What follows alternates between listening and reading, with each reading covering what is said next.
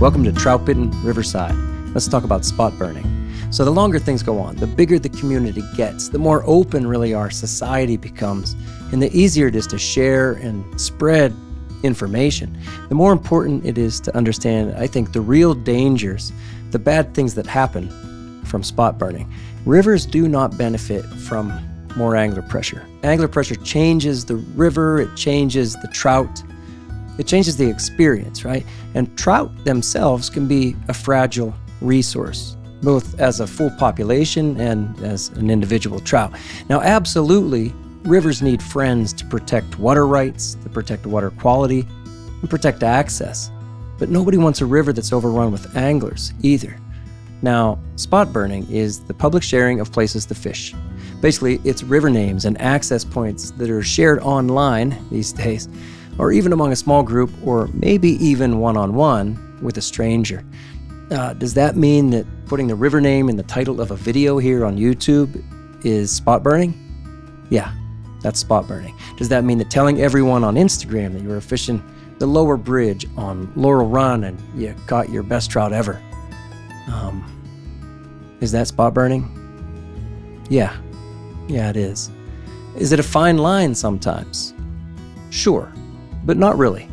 And in just a moment, I'll share an article that I published to Troutbitten that was titled, Respect the Spots, a Fisherman's Thoughts on Friendship and Spot Burning. So, spot burning is bad. I think it's fair to say that most experienced anglers hate it. And the more seasoned you are as an angler, the more you come to understand the consequences of spot burning. So let me address right away this idea of gatekeeping. That's the counter argument. Like, there's a bunch of anglers out there who are just trying to have everything for themselves and they don't want other people to come in. That's not true at all. This gatekeeping idea is just nonsense. It's absolutely ridiculous. There is so much information out there for you, so many resources for any angler, for a beginning angler, for an established angler who just wants to find the next spot. You can go to Google Maps, use Google Earth, go to your local Trout Unlimited group, go to the fly shop. There are apps out there that will help you find access. You could talk to a guide. You could talk to other fishermen. You could buy a guidebook. You could look up the Class A wild trout list, blue ribbon trout streams in your state, in the next state over, if that's where you're traveling. All of this information is out there. It's available for you. No one's gatekeeping, trying to keep other people away. This idea that we don't want to spot burn really comes from protecting the experience. I want to get into all this in a minute. First, I want to thank Skwala for supporting the Troutbitten project, really from day one. Skwala's on like its third year. They just released the RS boots and the carbon boots, and the boots are just like the waders and the raincoats and the shirts and the pants. Everything from Skwala really fits us, like this Troutbitten crew and people like you out there who really just want to fish hard, want to get after it, and you want gear that's going to work for you. That's Skwala. Skwala makes gear that's purpose-built for anglers who are on the water. And when you're wearing Skwala waders, boots, jackets, it's often, you kind of look down at the cuff on the jacket, for example, and you go, oh, that makes sense. As an angler, there are certain things, just certain details, even beyond the durability. It's about the functionality of the gear. It suits us. It suits anglers who fish hard. So you can check them out at skwalafishing.com and use the code Troutbitten for 10% off your first order. Thanks to Skwala for these years of supporting the Troutbitten project, and thank you for supporting it. So the whole thing is really about secrets. Spot burning is hated so much because it's about giving up secrets. And fishermen are a secretive bunch. Anglers like to kind of sometimes be secretive about flies, sometimes tactics, but yes, especially the spots. Perhaps the biggest secret of all are our fishing spots. The places we love to fish and we hold close because they're really special to us. Like, I don't know anyone who says, oh, I hope I'm going to find a dozen anglers out there today. I hope I'm going to see 15, 20 cars. Nobody wants to fish that way. That's not the experience that we're all looking for. We don't want to be crowded out. Even the most social fisherman wants some peace, some privacy, and some space out there.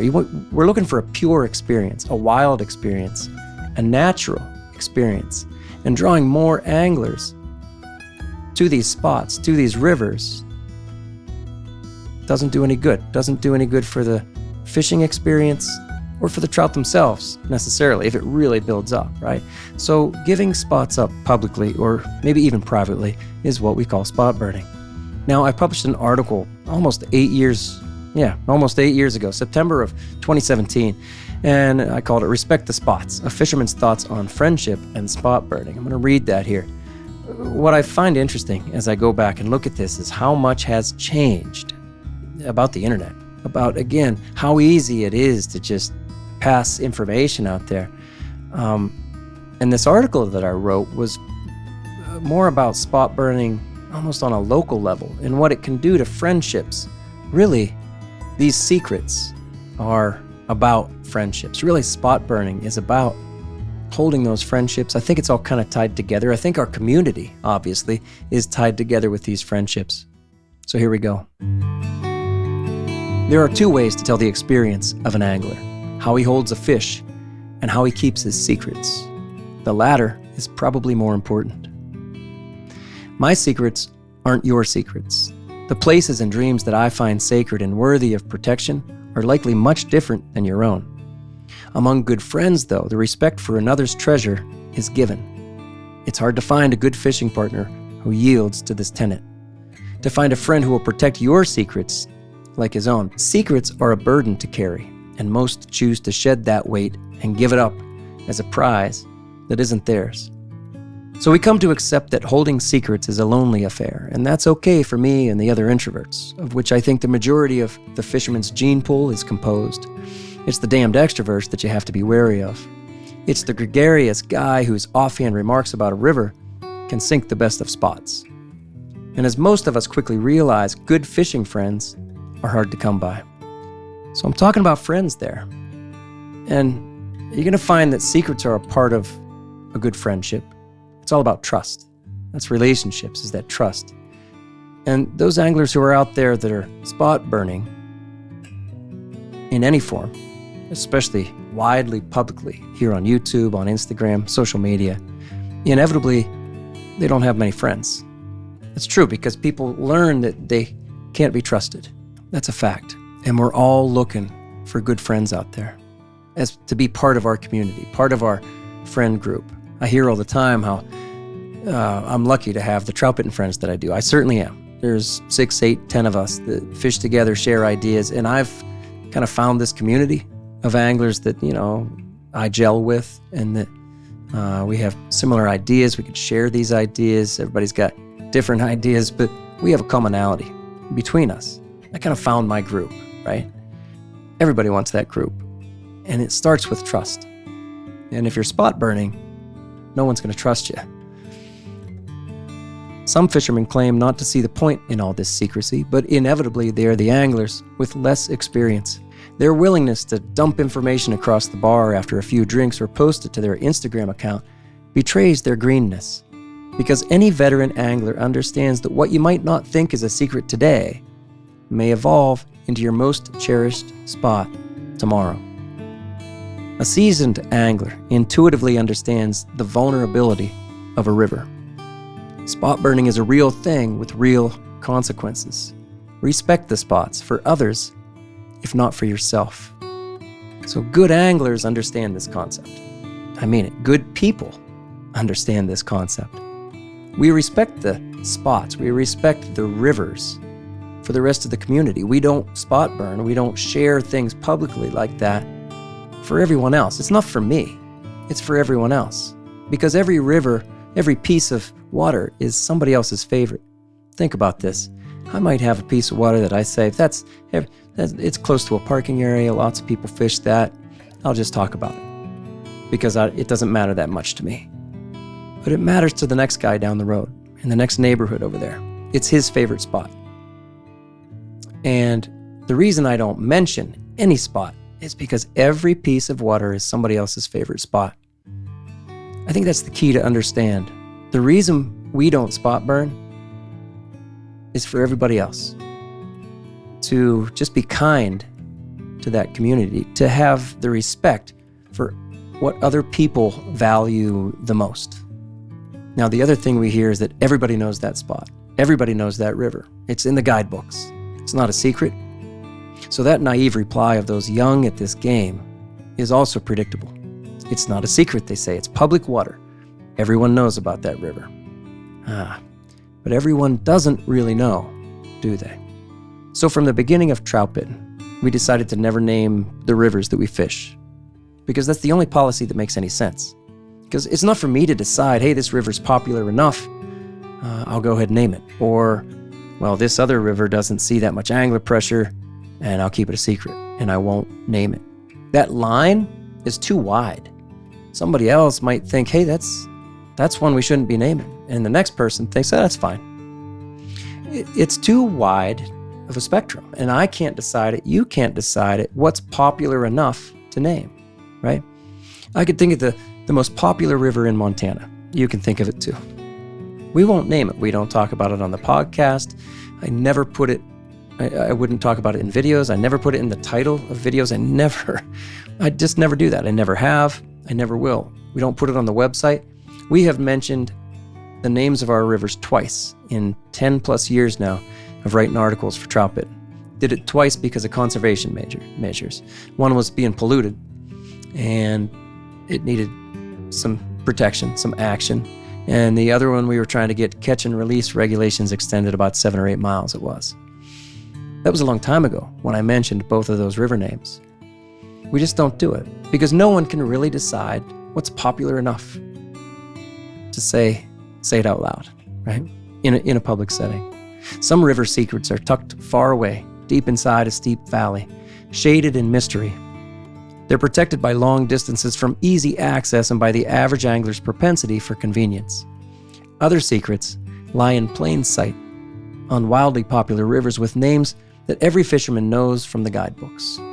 But local knowledge flushes out select spots on popular waters with specific tactics to match that the passing tourist will never discover. And you can't pay a good angler enough money to ever reveal them. Now, there's an angler out there on YouTube right now that wants to sell you his spots for $500. It's a spot fee, he calls it. Let's not go down that path. Let's not, as a community, accept that. He wants you to watch his videos and then pay him $500 and he'll tell you where he was fishing. Spot fee. I say let's set better standards. If we don't kind of, as a community, say that's not right, we are not doing that, we're not selling spots, then that's the path we're going down. And really, I think we should be taking the river names out of the titles. We shouldn't be speaking them. Again, spot burning isn't just about naming river names either, but it's about showing the placard for the access that you're at, or a very identifiable bridge, or a route number, or a town name. It's really easy, actually. It'll take some effort to film things and to put them on YouTube without showing any of that stuff. It's easy to keep that stuff out of your Instagram feed. It's easy to tell a story to your friends' friends who you don't have that trust built in yet, without naming all that stuff. I said it's easy, but maybe it's not. Maybe it takes a little bit of effort at first. So spot burning's not a new thing, but the reach, how far our words travel, is more damaging than ever before, and it's really only going to get worse. Well, the reach will get worse, but if we kind of, as a community, decide we're not going to spot burn because it doesn't do anybody any good, then it doesn't have to get worse. So I think it's time to set some new boundaries, again, as a community. So I've done that for myself with this Troutbitten business from the very beginning. I said we've never used stream names, and I will not answer questions about where I was fishing. If I get questions, or if I get comments on the articles on the website, here on YouTube or wherever, if I get comments that include river names or somebody just mentions river names, I either delete the comment or edit the comment if that's possible. And I usually explain it to the person like, hey, we just don't spot burn. And I get it. Not everybody thinks that way, but that's what we do. And I'll say, when I started Troutbitten, I kind of had to find my path, my way through this. And these are kind of fine lines. When I started guiding, I had friends that really were unhappy with me because they said I was going to give away secrets. And of course, when I'm guiding, I mean, people know where I'm fishing, right? But the way I guide and the way I chose to guide all those years ago, 7 or 8 years ago when I started guiding now, It's always been about tactics. Like what I show when I'm guiding and what I'm showing in these videos is about tactics. It's about an experience out in the woods. And those things are great. You can have that anywhere where you find wild trout, and really anywhere where you find trout and it's pretty outside. For me, it's always been about tactics then, sharing those things. And I want people to go fishing. I'm glad they do. I'm glad to know when people connect with Troutbitten and then connect with fishing, because I know what it's done for me and my family, my relationships. My best friends are all fishermen. They really are. I know what it does for my mental state, my peace of mind. It gives me a purpose every day. Long before I had a business called Troutbitten, fishing gave me this purpose, this thing to work toward every day. Fishing's fantastic. And I want people to fish the rivers that I fish and fish their own rivers. But I'm not going to spot burn, right? And I will say that when I started guiding, I realized that is kind of a fine line. I also never focus on big fish. If people get in touch with me saying, hey, I want to come your way, hire you as a guide because I want to catch a big fish, I often tell them we can't really do that. First of all, we're not known for real big fish in this region. And second, it's hard to just target big fish and, make that work. And third, I just don't want to be known as a big fish guide. Just like I don't have, this channel is not known as a big fish channel. I don't post all the big fish that I catch, and I never will. When we started filming, I really had to make some decisions about that too, especially the fish and film series. Well, there I am fishing. And I'll say, if you can recognize a spot that's in any of our videos, that's not spot burning. I didn't tell you where it is. You will never find me saying, hey, I'm here fishing Laurel Run. Again, if you can recognize the spot, that's not spot burning. It's just that you've been there before. When I started doing videos, I had a couple people reach out and they said, hey, it makes me really uncomfortable. I know where you are. I wish that wasn't on video. I understand that perspective. I really do. Because I think I used to feel that way. But of course, I have to be somewhere where we're fishing. So I'm careful not to put, very noticeable landmarks. Of course, I never put the stream name in the title. I never say where I am. I try to keep things as discreet as possible. But again, if you recognize the spot, good for you. You've put in the work and you can identify that spot. And then you and I are kind of sharing that spot. Together, We both fish it. The thing about spots is that every fisherman who gets to, a new to them, kind of secluded spot, we all feel like it's ours. And pretty quickly, you realize, oh, I'm not the only one who's ever been there. And that's just, that's okay, right? That's part of the process. And you start to realize yep, I'm here, I'm fishing it, other people fish it. They probably feel about it the same way that I do. And I'm going to do everything I can to kind of take care of it, right? For other people. It's that respect again. Hey, I'll point out that we also did a podcast. The Troutbitten crew did a podcast called Secrets in Spot Burning. It was season 3, episode 1. And a lot of these kind of principles, these ideas, philosophies, I suppose, that I'm talking about here, we talked about on that podcast. So last thing, one more thing I want to share here. This is from the article. Here's a pro tip about secrets from a secretive non-pro. The best way to protect a secret is to pretend there isn't one. When someone mentions your favorite honey hole in conversation, your heart may start to race, but do not show fear. Don't get all dodgy and jittery. Instead, look them straight in the eye and immediately deflect and discourage. Act like it's no big deal. Remember, deflect and discourage. Say something like this. Yeah, I fished Laurel Run a good bit. I really liked Rough Creek, the next valley over. Just seems to fish better. There's the deflection. And now, discourage. Yeah, Laurel Run just doesn't seem like it's worth the time it takes to get all the way back in there. Mission accomplished. Is that a damned lie? Is it dishonest to lead someone up a river that you know fishes poorly? Sure it is. But it takes a little forethought and calculated deception to preserve some secrecy in this wide open world. Fish hard, friends.